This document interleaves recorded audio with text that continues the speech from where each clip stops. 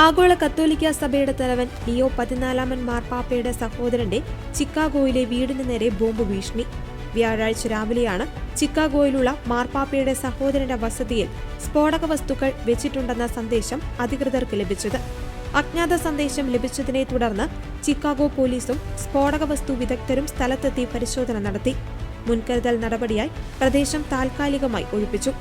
FBI ഉൾപ്പെടെയുള്ള ഉന്നത സുരക്ഷാ ഏജൻസികൾ സംഭവത്തിൽ അന്വേഷണം ആരംഭിച്ചിട്ടുണ്ട്. മാർപ്പാപ്പയുടെ കുടുംബാംഗങ്ങളെ ലക്ഷ്യം വെച്ചിട്ടുള്ള ഈ നീക്കത്തെ അതീവ ഗൗരവത്തോടെയാണ് അധികൃതർ കാണുന്നത്.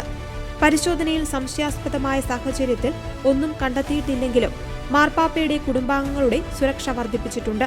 ലിയോ 14 മാർപ്പാപ്പ ആഫ്രിക്കൻ രാജ്യങ്ങളിൽ സന്ദർശനം നടത്തുന്ന വേളയിലാണ് അമേരിക്കയിലുള്ള അദ്ദേഹത്തിന്റെ കുടുംബത്തിനു നേരെ ഇത്തരമൊരു ഭീഷണി ഉണ്ടായിരിക്കുന്നത്. സഭാതലവന്റെ കുടുംബത്തിനു നേരെയുണ്ടായ ഈ പ്രകോപനപരമായ നീക്കത്തിൽ അമേരിക്കയിലെ കത്തോലിക്ക സമൂഹം ആശങ്ക രേഖപ്പെടുത്തി. സംഭവത്തിന് പിന്നിൽ പ്രവർത്തിച്ചവരെ കണ്ടെത്തുവാനുള്ള ഊർജിതമായ ശ്രമത്തിലാണ് പോലീസ്.